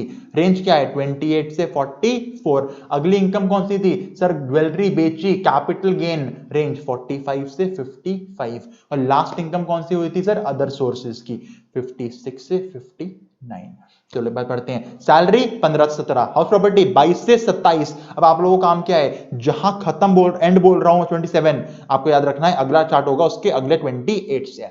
चलो सैलरी 15 से 17, यहां चेन टूटेगी। हाउस प्रॉपर्टी 22 से 27, पीजीबीपी 28 से 44, कैपिटल गेन 45 से 55, अदर सोर्सेज 56 से 59। चलो सैलरी 15 से 17, हाउस प्रॉपर्टी 22 से 27, पीजीबीपी 28 से 44, कैपिटल गेन 45 से 55, अदर सोर्सेज 56 से 59। दोबारा सैलरी 15 से 17, हाउस प्रॉपर्टी 22 से 27, पीजीबीपी 28 से 44, कैपिटल गेन 45 से 55, अदर सोर्सेज 56 से 59। याद हो गया इतना? अरे हाँ सर, तो याद हो गया हमको, बिल्कुल। पता नहीं याद क्यों कराया आपने? मैंने याद इसलिए कराया क्योंकि जब हम सैलरी पढ़ेंगे हमें पता होगा हम घूम रहे हैं 15 से लेके 17 तक। अगर आपको ये रेंज याद है तो उस टाइम पढ़ते पढ़ते इसके सब सेक्शन भी आपको इजीली याद हो जाएंगे। और दूसरी चीज, अब तो एमसीक्यू पेपर है हमारे, एमसीक्यू आते हैं हमारे बहुत सारे। एमसीक्यू में मान लो एक क्वेश्चन आ गया, आपको क्वेश्चन पढ़ के समझ आ गया कि ये क्वेश्चन ना हाउस प्रॉपर्टी का है। क्वेश्चन ने क्या बोला? Particular concept of house property का सेक्शन नंबर क्या है? ऐसे क्वेश्चन आते हैं कि particular concept of house property का सेक्शन नंबर क्या है। आपको कॉन्सेप्ट नहीं आता मान लो, पर 4 ऑप्शन क्या है? 15, 20, 25, 30। आपको पता है हाउस प्रॉपर्टी क्वेश्चन है और सेक्शन नंबर पूछा है, 4 ही ऑप्शन है, 15, 20, 25, 30। क्या टिक करके आओगे? सर 25 टिक करके आएंगे। क्यों बेटा? क्योंकि सर हाउस प्रॉपर्टी की रेंज क्या है? 22 से 27, और इसके बीच ना तो 15 आएगा, ना 20, ना 30। ये है सेक्शन याद करने का एक बेनिफिट कि कॉन्सेप्ट चाहे ना आता हो सब भी सही टिक करके आ जाओगे। बाकी कॉन्सेप्ट क्यों नहीं आता होगा मैं याद कराऊंगा, क्यों नहीं याद होगा, बिल्कुल समझ आएगा आपको। अरे वाह सर, बढ़िया, समझ आ गया? हाँ सर, ये पूरा क्लियर हो गया सर हमको ये। चलो आपको एक बात और बता दूं मैं, इन सारे सेक्शन जो रेंज है ना 15, 17, 22, 27, 28, 44, जहां पे रेंज शुरू होती है, जहां पे रेंज शुरू होती है, यानी कि 15, 22, 28, 45, 56, जहां पे रेंज शुरू होती है, इस सेक्शन को बोलते हैं चार्जिंग सेक्शंस। क्या बोलते हैं? Charging section. यानी मैं कहना चाहता हूं हर हेड का पहला सेक्शन होता है चार्जिंग सेक्शन। सर क्या होता है चार्जिंग सेक्शन? ये कुछ कंडीशंस बताता है। फिर हम देखते हैं जो हम इनकम कमा रहे हैं ना, ये इनकम पे हम वो कंडीशन लगाते हैं। जिस कंडीशन ने हमारी इनकम पूरी कर दी, हमारी इनकम उस हेड में टैक्सेबल होती है। सर मैंने नो समझ आयो, सुनो मैंने क्या बोला। जैसे हमें सेक्शन नंबर 15 क्या बताता है कि अगर जो आपको इनकम मिल रही है वो एम्प्लॉयर और एम्प्लॉय का रिश्ता बना है और वहां से इनकम आ रही है, ये होती है हमारी सैलरी इनकम। ऐसे 22 क्या बताता है कि अगर आपका घर किराए पे है और रेंट आ रहा है तो ये इनकम होती है हाउस प्रॉपर्टी की इनकम। ऐसे ये सारे चार्जिंग सेक्शंस कुछ ना कुछ कंडीशन बताते हैं और मैं जो इनकम अर्न करता हूं, अब मैं उस इनकम पे हर सेक्शन की कंडीशन लगाता हूं। जिस सेक्शन की कंडीशन ने मेरी इनकम पे अप्लाई हो गई, मेरी इनकम उस हेड में टैक्सेबल हो जाएगी। जैसे एग्जांपल लूं, मैंने बैंक पे इंटरेस्ट कमाया, मैंने एफडी कराई हुई थी, एफडी पे मुझे इंटरेस्ट आया। अब मैं देखना चाहता हूं कि मैं टैक्स कैसे पे करूं, तो सबसे पहले मुझे देखना पड़ेगा किस हेड के अंदर मैं जाऊंगा, क्योंकि जब उस हेड में जाऊंगा तभी तो मैं ट्रीटमेंट सीख पाऊंगा। तो मैं देखने गया, बैंक पे इंटरेस्ट आया, सैलरी वाला ने बाहर कर दिया, भाई एम्प्लॉयर एम्प्लॉय का रिश्ता ही नहीं है। हाउस प्रॉपर्टी ने बाहर कर दिया, बैंक घर पे इंटरेस्ट, घर पे रेंट नहीं आ रहा। ऐसे पर्टिकुलर जब मैं 56 के पास गया, 56 ने बोला बैंक पे इंटरेस्ट आता है, तेरी इनकम टैक्सेबल होगी अदर सोर्सेज में, क्योंकि 56 ने क्लासिफाई करा हुआ है बैंक इंटरेस्ट जाएगा अदर सोर्सेज में। यानी सर मुझे खास समझ नहीं आ रहा पॉइंट है, कोई बात नहीं बेटा, बेसिक लेक्चर था ये, तो मैं आपको बस ये बताना चाहता हूं, हम जब भी कोई इनकम अर्न करते हैं हम जाते हैं चार्जिंग सेक्शंस के पास, 15, 22, 28, 45 और 56 के पास। हम उन पर्टिकुलर कंडीशंस को हमारे इनकम पे लगाते हैं और जिस सेक्शन की कंडीशंस ने हमारी इनकम पे हिट कर दिया, हमारी इनकम उस हेड के अंदर टैक्सेबल हो जाती है। कैसे होती है पूरी जर्नी बेटा, 70% सिलेबस है हमारा, ये आराम से पढ़ेंगे हम लोग। आज खाली बताना चाहता था कि हेड की रेंज क्या है और पर्टिकुलर हेड का पहला सेक्शन कौन सा होता है, चार्जिंग सेक्शन। इस पे क्वेश्चन आते हैं एमसीक्यू। जैसे पता है क्या आता है, कैपिटल गेन्स का चार्जिंग सेक्शन कौन सा है? सर कैपिटल गेन की रेंज होती है 45 से 55। इस रेंज का पहला सेक्शन कौन सा हो गया, 45। यानी कैपिटल गेन्स का चार्जिंग सेक्शन क्या हो गया, 45। अब बताओ सैलरी का चार्जिंग सेक्शन क्या होता है, सर 15। हाउस प्रॉपर्टी का सर 22, पीजीबीपी का 28, कैपिटल गेन का 45, अदर सोर्सेज का 56। चलो एक बार जल्दी रिवाइज करते हैं कितना पढ़ा है हमने। सेक्शन नंबर 1 क्या था बेटा, सर एप्लीकेबिलिटी, कहां लगता है एक्ट, पूरे इंडिया पे। सेक्शन 2 में क्या होती है बेटा, सर डेफिनेशंस। वेरी गुड, हमने कौन सी पढ़ी सबसे पहले, सर पर्सन की, 2 सबसेक्शन 31। कैसे याद किया, 7 तरह के पर्सन, 2 into 3 + 1। कौन कौन से होते हैं sir, individual, sir individual, HUA, firm, company, AOP, BOI, local authority, others. ठीक है, क्या हर पर्सन एसएससी होता है? नहीं सर। क्या हर असेसी पर्सन होता है? हां सर। असेसी कहां से निकला, पर्सन से निकला। कौन है असेसी? असेसी वो पर्सन जिस पे टैक्स पे करने की लायबिलिटी आती है। सेक्शन क्या बना, 2 सबसेक्शन 7, क्योंकि कहां से निकला असेसी, पर्सन से।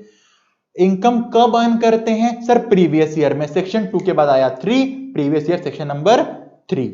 वेरी गुड, हमारे एग्जाम के लिए कौन सा प्रीवियस ईयर है, सर 1920। 1 अप्रैल 19 को शुरू होगा, 31 मार्च 20 को खत्म हो जाएगा। टैक्स पे कब करते हैं, सर असेसमेंट ईयर में। सेक्शन क्या आता है, 2 सबसेक्शन 9। बहुत बढ़िया। सैलरी की रेंज क्या आती, 15 से 17। हाउस प्रॉपर्टी की रेंज 22 से 27।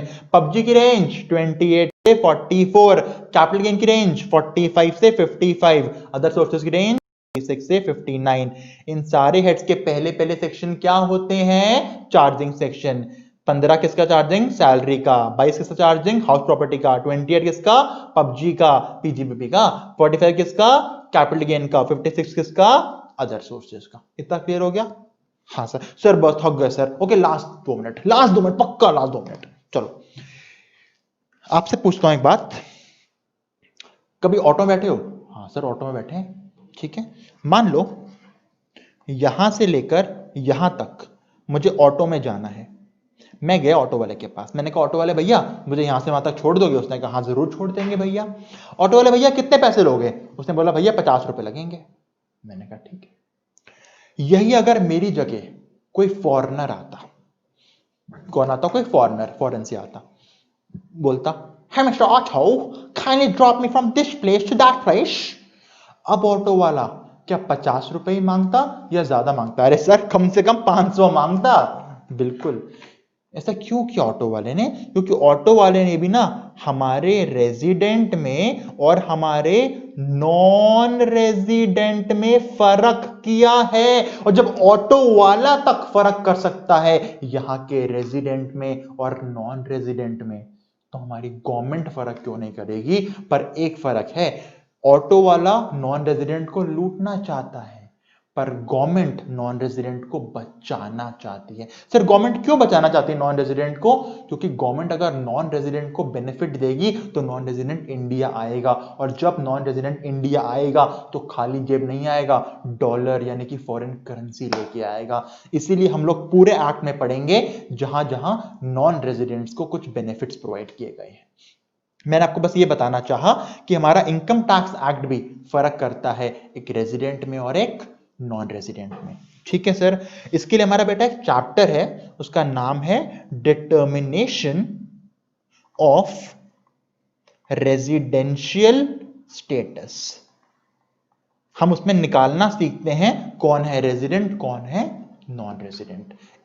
अच्छा सर ठीक है, चलो आपसे पूछता हूं बात आपसे, हम किस कंट्री का रेजिडेंशियल स्टेटस निकालना सीखते होंगे? सर इंडिया का सीखते होंगे ऑफ कोर्स, बिल्कुल इंडिया। हम क्या सीखते हैं, कौन है इंडिया का रेजिडेंट? हम क्या सीखते हैं, कौन है इंडिया का रेजिडेंट? तो समझ आ गया आपको, हम क्या सीखते हैं, कौन है इंडिया का रेजिडेंट। अब आपको यहां से समझ आएगा कि रेजिडेंशियल स्टेटस निकालने का सेक्शन कौन सा होता है, क्योंकि अगर रेजिडेंशियल स्टेटस निकालना सीखेंगे तो कुछ सेक्शन नंबर भी होगा, आपने बताया होगा। किस कंट्री का निकाल रहे हैं बेटा? सर इंडिया का। कितने लेटर हो गए इंडिया में? 1 2 3 4 5, INDIA 5, और क्या देख रहे हैं, कौन है उसका? R, मतलब रेजिडेंट। 5 + 1 टोटल हो गया 6। रेजिडेंशियल स्टेटस निकालने का सेक्शन क्या बन गया? 6। कैसे याद किया? इंडिया + 1 R, कौन है इंडिया का रेजिडेंट? सेक्शन नंबर 6 हो गया याद? अरे हाँ सर सिंपल है तो बहुत ज्यादा। बिल्कुल सर एक डाउट है, मैंने कहा बोलूं। सर आपने बताया बहुत तरह के पर्सन होते हैं, इंडिविजुअल भी, HUF भी, कंपनी भी, फर्म भी, AOP BOI। मैंने कहा हाँ, तो क्या सर हर पर्सन रेजिडेंट और नॉन रेजिडेंट हो सकता है? हाँ, हर पर्सन रेजिडेंट और नॉन रेजिडेंट हो सकता है।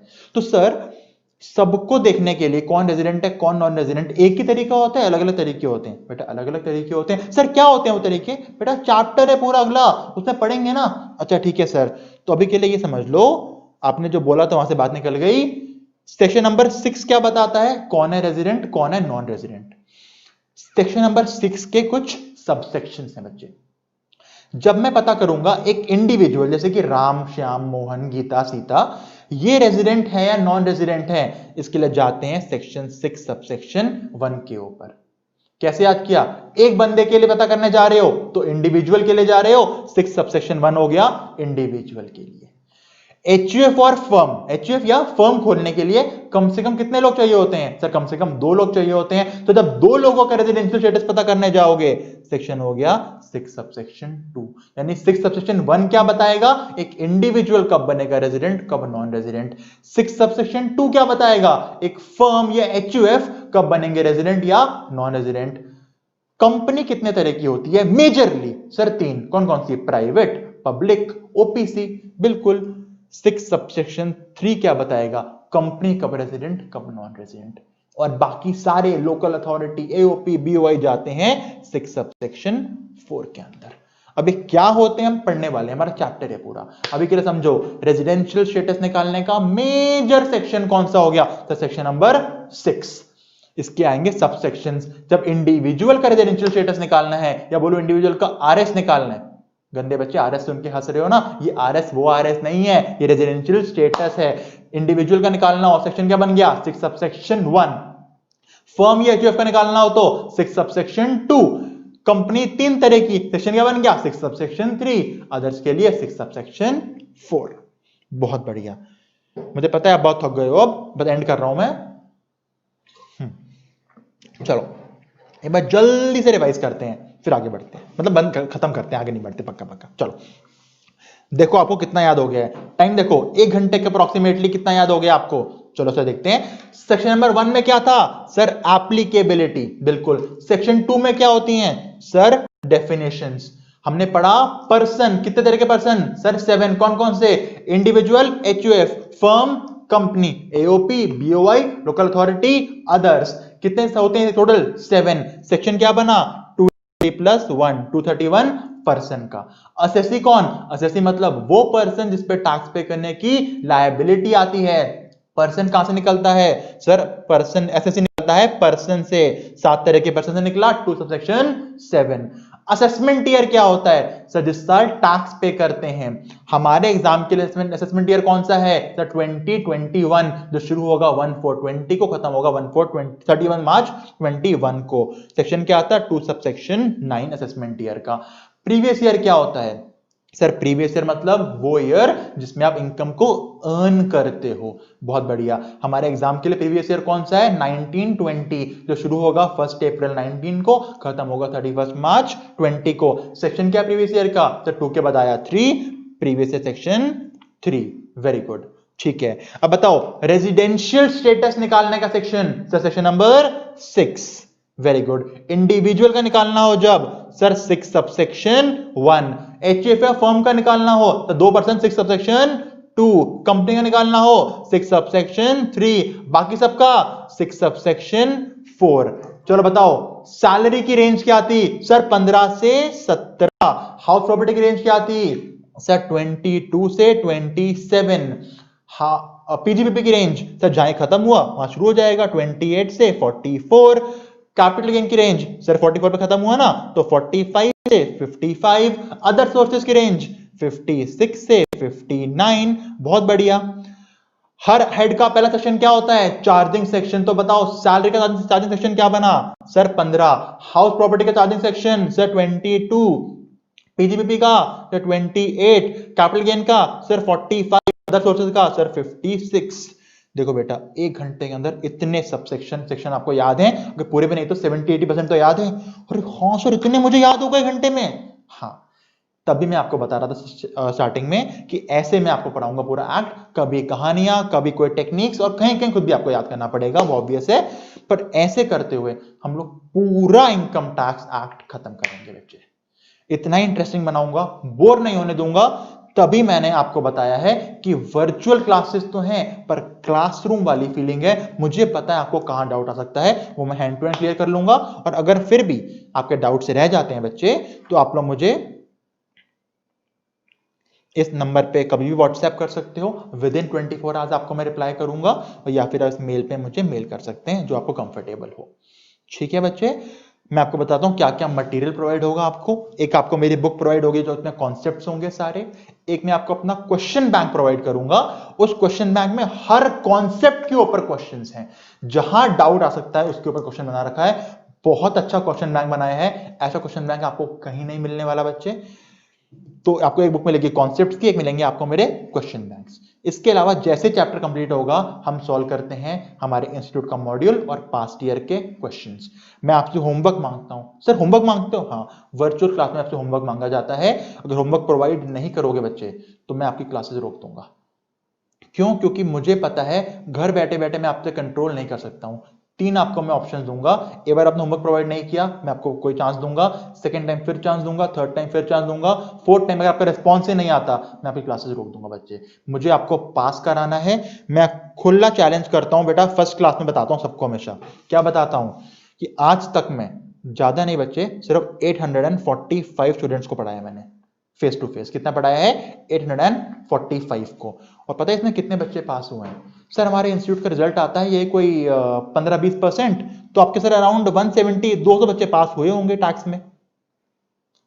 बेटा मेरे कभी इंस्टीट्यूट आना, लक्ष्मी नगर में भी है, गुड़गांव में भी, एड्रेस दे दूंगा। पूरा रिकॉर्ड मेंटेन्ड है, पूरे के पूरे 845 बच्चे पास हुए हैं। 100% रिजल्ट है मेरा टैक्सेशन का। पता है क्यों? फर्स्ट क्लास में खुला क्यों बताता हूं बात ये, क्योंकि बच्चे मैं आपसे हर कॉन्सेप्ट डिस्कस करता हूं, सारे डाउट्स क्लैरिफाई करता हूं, सारे क्वेश्चन प्रैक्टिस कराता हूं, आपके इंस्टीट्यूट का मॉड्यूल सॉल्व कराता हूं, क्वेश्चन पेपर सॉल्व कराता हूं पूरे पिछले 7-8 साल के। तो इतनी प्रैक्टिस कर लोगे बच्चे तो एग्जाम में फेल कैसे होगे? ऐसा तो है नहीं कि मैंने सब पढ़ा दिया, आपको आता है, एग्जाम में बैठ गए, मैं तो सर का रिकॉर्ड तोड़ने आया। ऐसा तो नहीं करोगे ना? बिल्कुल नहीं करेंगे सर। और तभी मैं आपको बोल रहा हूं, अगर साथ में मेरे कोऑपरेट करोगे, इतनी प्रैक्टिस करोगे तो ही मेरी क्लासेस लेना बेटा, वरना मत लेना। बहुत फैकल्टीज है ऑनलाइन में तो यार, इतने ऑप्शन मिल जाएंगे आपको। पर मेहनत करना चाहते हो, इस टैक्सेशन को यहां नहीं यहां डालना चाहते हो, लाइफ लॉन्ग अपना करियर पाथ बनाना चाहते हो ये नॉलेज पूरी जिंदगी काम आए, तो ही मुझसे क्लासेस लेना, वरना बहुत फैकल्टीज है बच्चे। मैं आपको सिर्फ पढ़ाने के लिए नहीं पढ़ाता, मैं आपको पूरा एंजॉय कराऊंगा क्लास में, बहुत मजे होंगे, बहुत इंटरेस्टिंग वे में पढ़ेंगे। पर नॉलेज और मेहनत मुझे आपकी साइड से चाहिए। अपनी साइड से मेहनत की गारंटी मैं देता हूं, आपकी साइड से ईमानदारी क्या चाहिए कि आप होमवर्क एंड ऑल टाइम पे कर रहे हो। करोगे ना बच्चे मेरे साथ? करोगे तो गारंटी है मैं आपको पास करा के दूंगा। चलो आपको अपने बारे में थोड़ा बता दूं कि मैं कौन हूं बेटा। आई एम सीए अंगद अग्निहोत्री। मैं पिछले 5 साल से टैक्स पढ़ा रहा हूं बच्चे। मेरी कुछ अचीवमेंट्स मैं आपको बताता हूं, जो क्लास के एंड में बताता हूं, स्टार्टिंग में नहीं बताता, मैं एंड में बताता हूं मैं आपको क्या पढ़ किससे रहे थे अभी तक। बेटा मैंने बीकॉम में पूरा दिल्ली यूनिवर्सिटी में रैंक 1 लाया था, और मुझे गोल्ड मेडल दिया था इंडिया के प्रेसिडेंट ने, आईसीआई के नहीं, इंडिया के प्रेसिडेंट ने, जो तब थे प्रणब मुखर्जी। वो सर एक ही बच्चे को मिलता है पूरे डीयू में, पूरे दिल्ली यूनिवर्सिटी में, मुझे मिला था बीकॉम में। आपने मूवी देखी है स्टूडेंट ऑफ द ईयर? हाँ सर देखिए स्टूडेंट ऑफ द ईयर। मुझे मिल चुका है student of the year award 2007 में by the times of India. तब स्टार्ट ही हुआ था, तब मुझे मिला था student of the year award. क्यों मिलता है? ओवरऑल एकेडमिक एक्सीलेंस में, क्योंकि उस साल मैंने बहुत कुछ किया था। मैंने स्टेट लेवल क्रिकेट खेला था, मैंने नेशनल लेवल चेस खेला था, मैंने नेशनल लेवल डिबेट कंपटीशन किया था, और मेरे सीबीएसई के मार्क्स बहुत अच्छे आए थे उस साल, तो मुझे मिला था student of the year award. मैं क्यों बता रहा हूं आपको कि मुझे इंडिया के प्रेसिडेंट ने अवार्ड दिया है, मुझे अवार्ड्स मिले हैं, ताकि मैं आपको ये बात विश्वास दिला पाऊं कि जो बातें मैं बोल रहा हूं कितनी मेहनत हम लोग करेंगे, वो हम करेंगे। देखो मेरे अचीवमेंट्स का फायदा तब है जब आप लोग मुझसे मोटिवेट होके आप भी अचीवमेंट्स का ट्राई करो, और ट्राई करोगे तो क्यों नहीं मिलेगी बेटा, मेहनत करोगे तो क्या मुमकिन नहीं। ठीक है, तो ये थी बेटा हमारी फर्स्ट क्लास। और हाँ बता दूं, डेमो क्लास में कुछ अलग नहीं पढ़ाता मैं, मेरी आने वाली क्लासेस इसके आगे कंटिन्यू होती है। ऐसा नहीं है कि डेमो में कुछ भी पढ़ा दिया के डेमो में, ना ना ना, मेरा जो क्लास नंबर 1 होती है वही मेरी डेमो क्लास होती है। तो आने वाली क्लास में इसमें हम कंटिन्यूएशन में पढ़ेंगे। अगर आपको मुझसे पेन ड्राइव लेनी है या गूगल ड्राइव क्लासेस या कुछ भी आपको मुझसे ऑनलाइन क्लासेस लेनी है, क्या प्राइस है, कब स्टार्ट होगा, कब खत्म होगा, आप मुझे इस नंबर पे कांटेक्ट करो बच्चे, या इस नंबर मेल आईडी पे मुझे मेल करो, मैं आपको पूरी चीजें बता दूंगा। समझ आया? मजा आया पढ़ के? अगर अच्छा भी लगा बेटा, क्लासेस नहीं भी लेनी मुझसे, तो प्लीज मुझे इस पे आप व्हाट्सएप जरूर करना या इस वीडियो में कमेंट कर देना। ठीक है, चलो अब हम कंटिन्यू करेंगे विद माय ऑनलाइन क्लासेस। अगर आपको क्लासेस लेनी है, या अगर आप पास हो चुके हो या आपका तो अभी एग्जाम है, तो अपने फ्रेंड्स को रेफर कर सकते हो क्लासेस। हमारे एक रेफरल बोनस भी है बच्चे। रेफरल बोनस क्या होता है बताऊं मैं आपको। मान लो आप कहीं क्लासेस ऑलरेडी ले चुके हो, या आपका एग्जाम जस्ट 1-2 हफ्ते बाद ही एग्जाम है आपका, पर आपके कोई नोन है जो क्लासेस लेना चाहता है, तो आप अगर वो बच्चे को रेफर करते हो, मतलब उसने मुझसे क्लासेस खरीदी और उसने बताया मुझे इस बंदे ने रेफर किया था, तो जैसे वो रेफर होगा तो आपको सीधा सीधा 500 रुपए का कैश आता है, आपके अकाउंट में 500 रुपए ट्रांसफर होते हैं, वो गूगल पे पेटीएम जो आप बोलो वो होते हैं। ये हमारी रेफरल पॉलिसी है। रेफरल पॉलिसी मतलब आपने किसी को भी रेफर किया, उसने अगर मुझसे क्लासेस परचेज करी, तो जिसने रेफर किया उसको 500 रुपए का सीधा बेनिफिट होता है। मैं प्रोवाइड करता हूं अपने स्टूडेंट्स को, क्योंकि आपने मुझे रेफर किया कहीं पे। ठीक है, चलो ये थी हमारी पहली क्लास। कैसी लगी कमेंट करके प्लीज जरूर बताना। ठीक है, टिल देन बाय बाय।